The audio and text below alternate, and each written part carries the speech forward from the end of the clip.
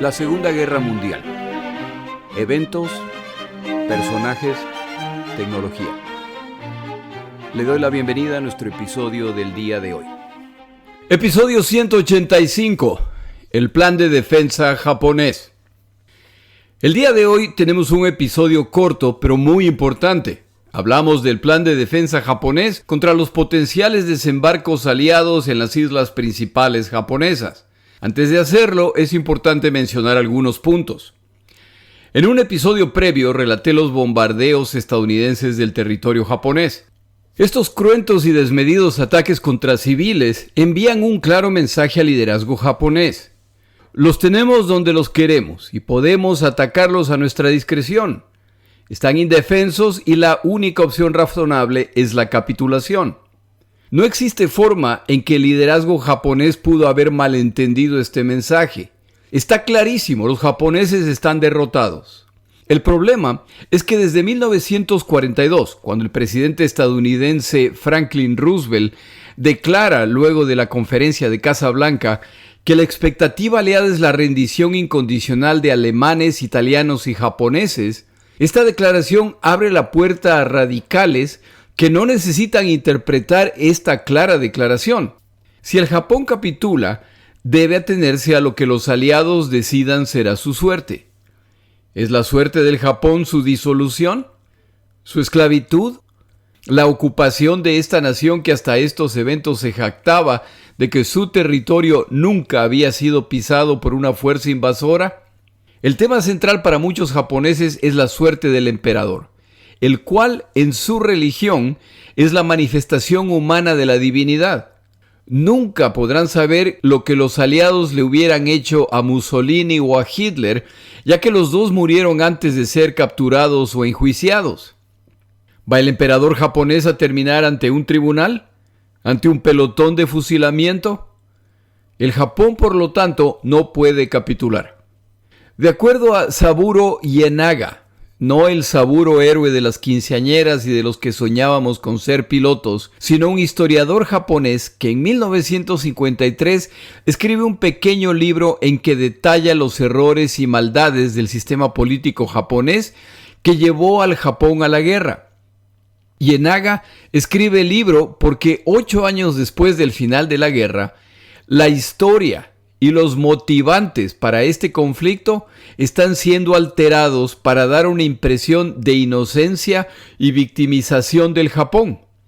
Al historiador le preocupa que si esto no se aclara, a la larga, la historia de la Segunda Guerra Mundial en el Pacífico mostrará como víctima al Japón, lo que es incorrecto y solo puede traer problemas en el futuro.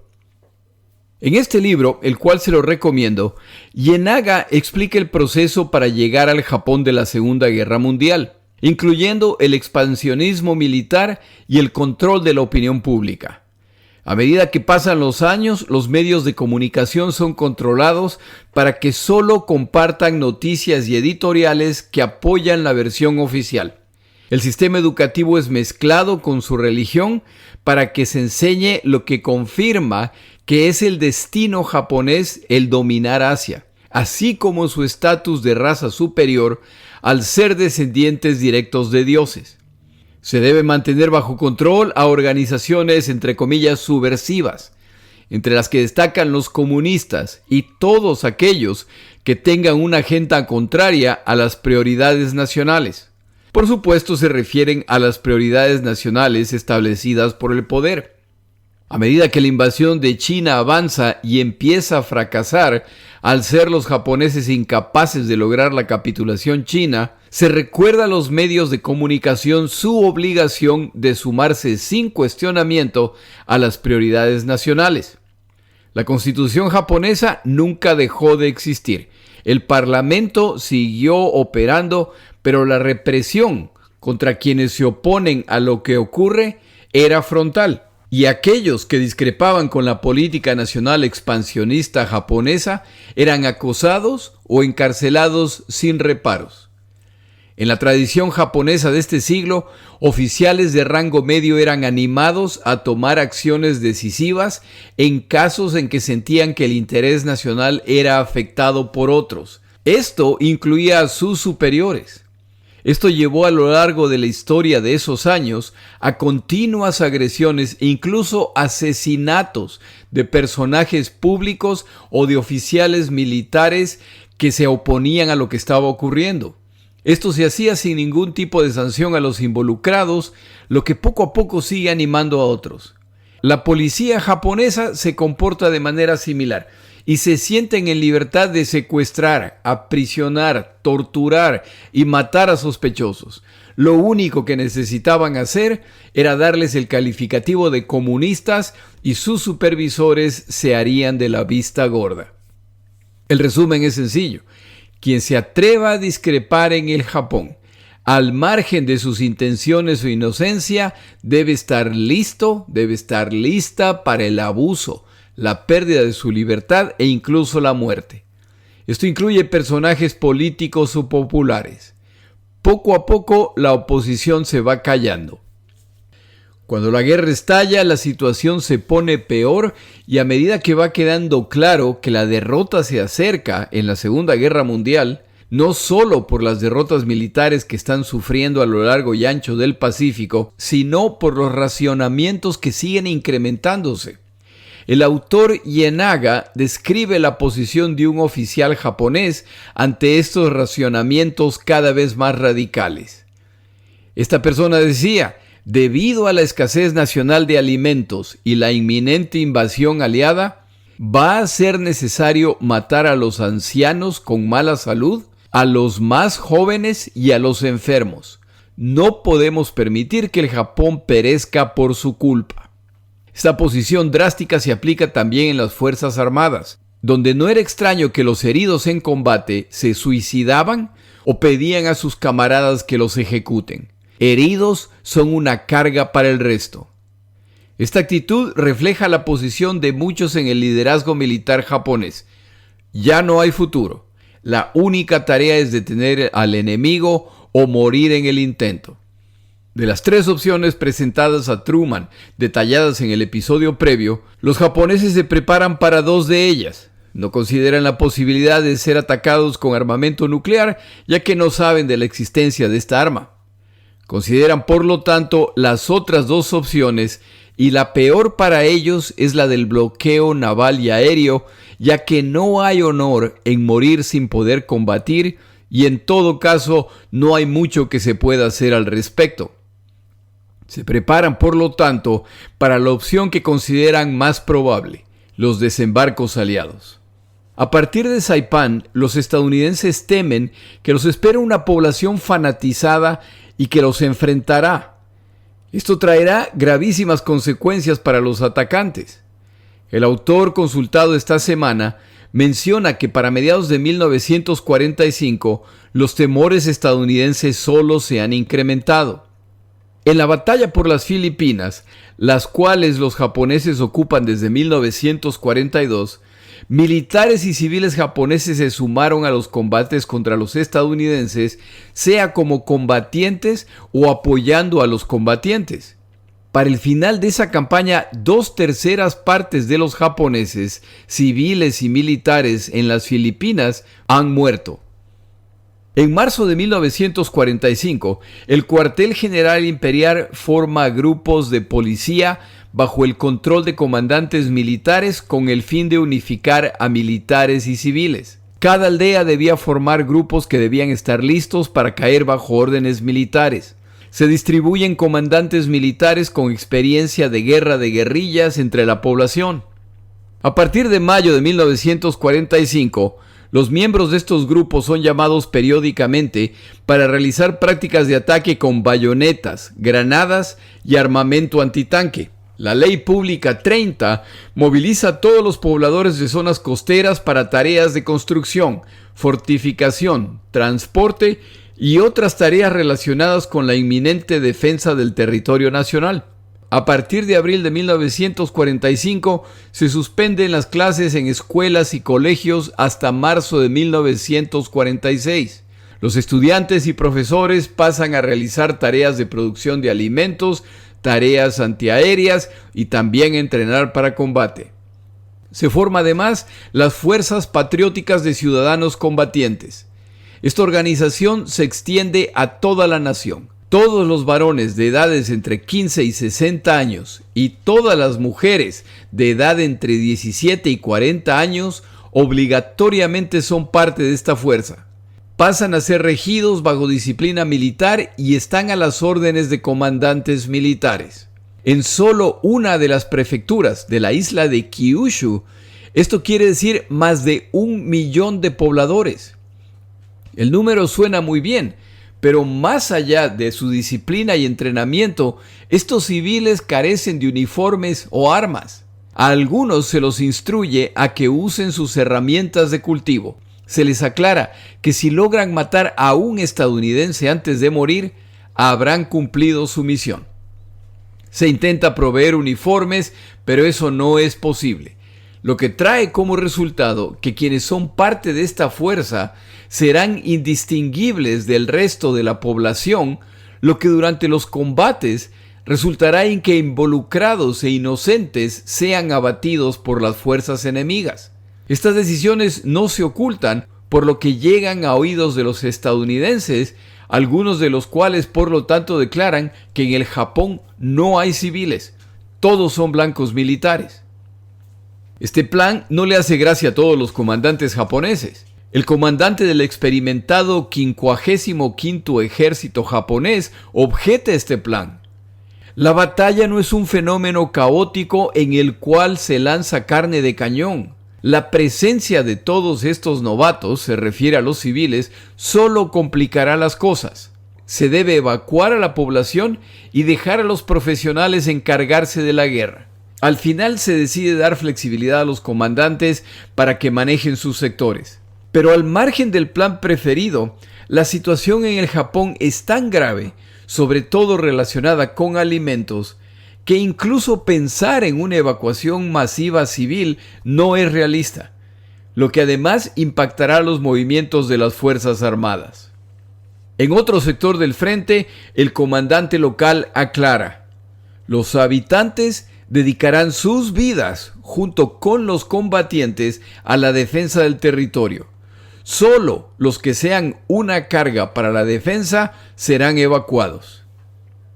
Eso quiere decir que cuando se inicie la batalla, las fuerzas militares japonesas combatirán y serán suplementadas por civiles que realizarán tareas de apoyo y se sumarán al combate de ser necesario. Por esta razón, las fuerzas militares japonesas se multiplicarán a medida que avance el combate. Por supuesto, su habilidad y experiencia seguirá deteriorándose. Todo esto combinado con la falta de uniformes muy probablemente va a resultar en una gran masacre de civiles. La siguiente pregunta es: ¿dónde planeaban resistir los japoneses? Como recordatorio, la isla principal japonesa es Honshu, donde se encuentra su capital, Tokio.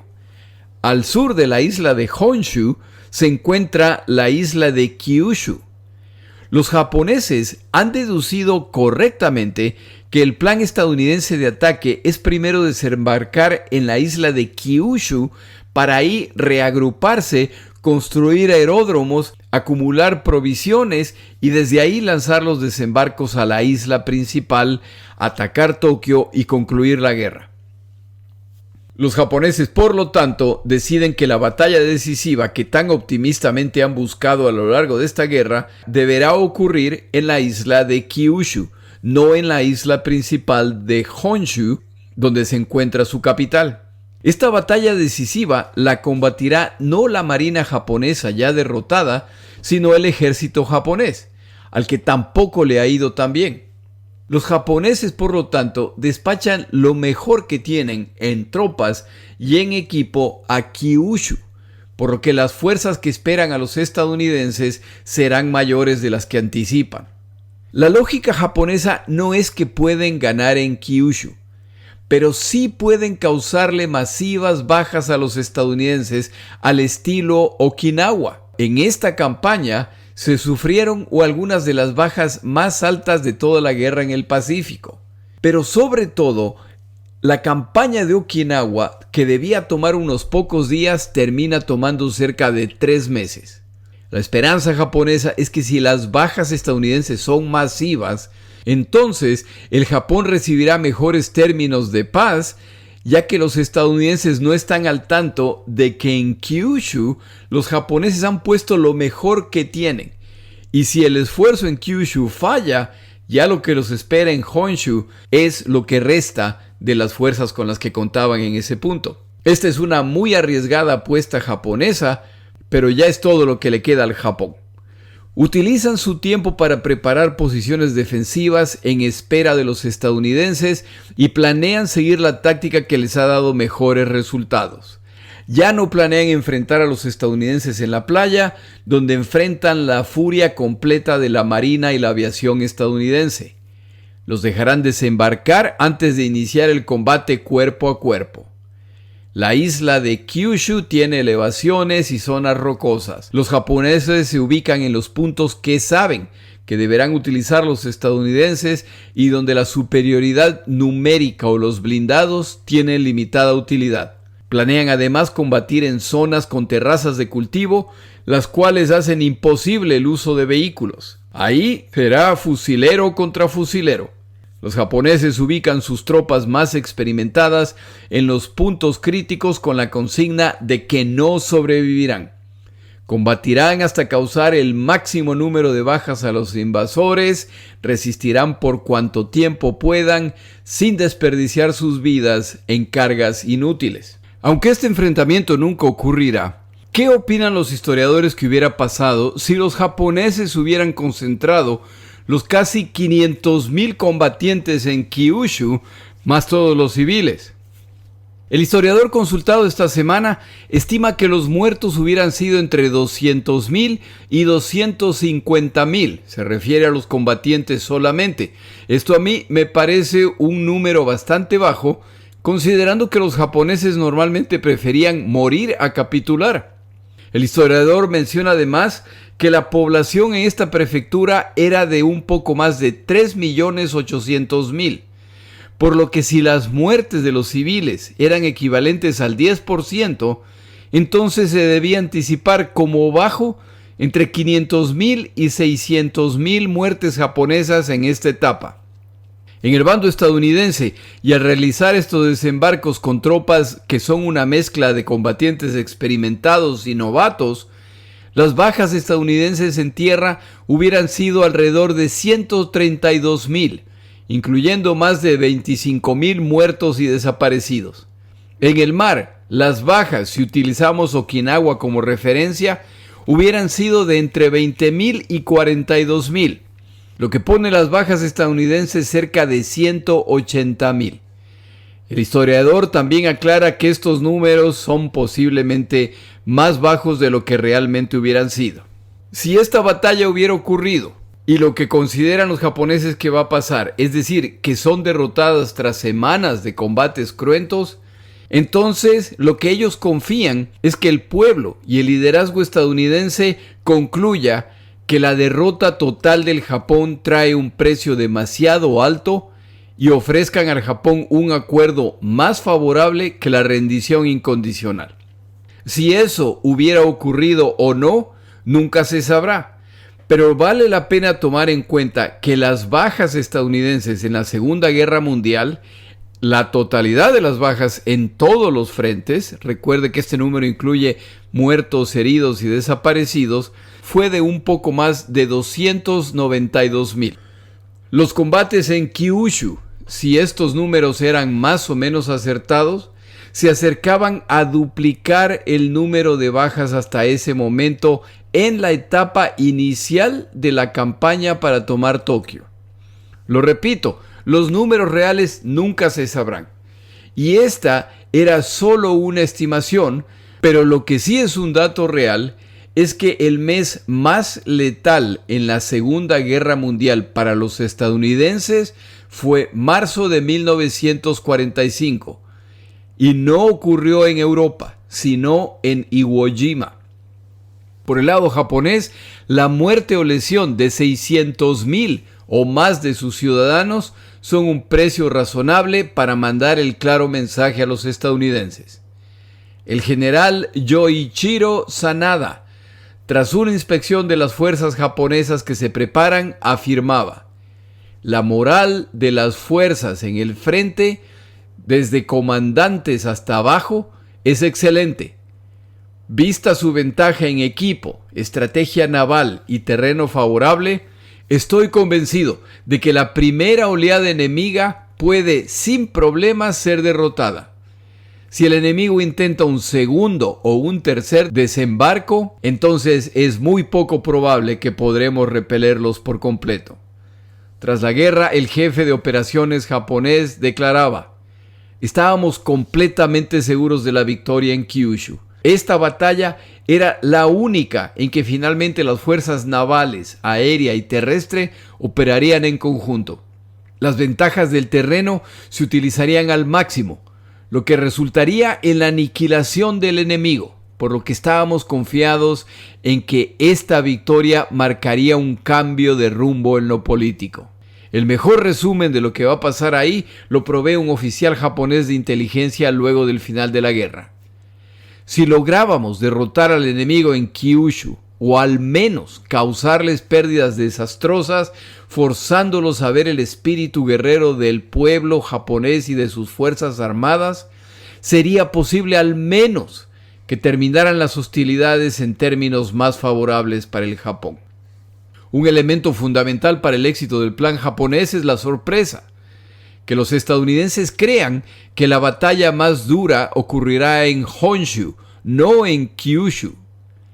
Para el momento que se den cuenta de su error, las fuerzas armadas japonesas les habrán causado pérdidas desastrosas, lo que los obligará a venir a la mesa de negociaciones, abandonando la política de rendición incondicional. Esa parte del plan no va a funcionar, ya que los estadounidenses han descifrado los códigos japoneses desde hace tiempo, y esto, combinado con la libertad de realizar reconocimiento aéreo casi a placer, ha mostrado a los estadounidenses que en vez de enfrentar las entre 3 y 6 divisiones japonesas que anticipaban, para mayo ya tienen evidencia de entre 8 y 10 divisiones japonesas, más de 350,000 combatientes. Por si esto fuera poco, los entre 2.500 y 3.000 aviones caza japoneses que anticipaban resulta que son mucho más numerosos, y buena parte serán kamikazes que al despegar desde la isla serán difíciles de identificar utilizando el radar. No se tiene clara la fuerza naval restante japonesa, pero a nadie le queda la menor duda de que cuando se inicie la batalla de Kyushu, las embarcaciones sobrevivientes japonesas se pondrán en camino hacia la isla. Merecen una mención adicional las armas especiales suicidas desarrolladas por los japoneses para estos ataques. Para agosto 2 de 1945, los servicios de inteligencia estadounidense ya identifican 11 divisiones japonesas en Kyushu, más de 500,000 de combatientes, incluyendo 445,000 tropas de infantería. Solo 2 días más tarde identifican 2 divisiones adicionales.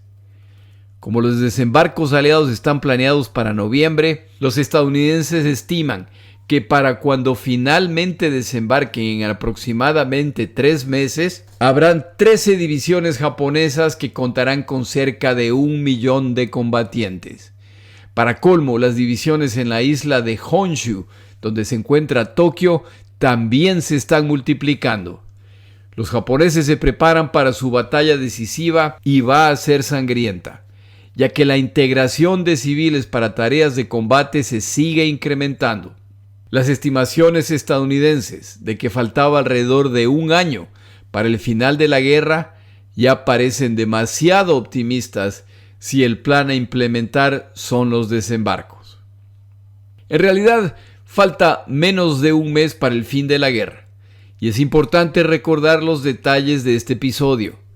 Los japoneses han intuido los planes estadounidenses de realizar una invasión inicial en la isla de Kyushu para reagruparse ahí antes de lanzar el ataque decisivo contra la isla de Honshu, donde se encuentra Tokio. Los japoneses han decidido que la batalla decisiva se realizará en Kyushu, no buscando ganar la guerra, sino causar el mayor número de bajas a los sorprendidos estadounidenses, que encontrarán muchos más combatientes y armamento del anticipado. En resumen, los japoneses han movido la crema innata de sus fuerzas armadas y de su equipo de guerra a Kyushu en espera de los estadounidenses. Lo que en realidad ocurrirá es que en menos de una semana se desatarán las tragedias finales para el Japón, y estas serán demasiado graves como para que puedan continuar la guerra. En el siguiente episodio hablamos de Hiroshima. Mi nombre es Jorge Rodríguez. Gracias por acompañarme. Para información adicional respecto a este episodio, las notas de este podcast, que incluyen la narración de este episodio, así como acceso a resúmenes, videos, documentales y materiales adicionales gratuitos disponibles en el Internet, por favor vaya a Amazon y busque el libro La Segunda Guerra Mundial, Eventos, Personajes, Tecnología. Al comprar estas notas me ayuda y me apoya financieramente. Puede encontrar información adicional en mi página web, lasegundagm.com. Muchas gracias.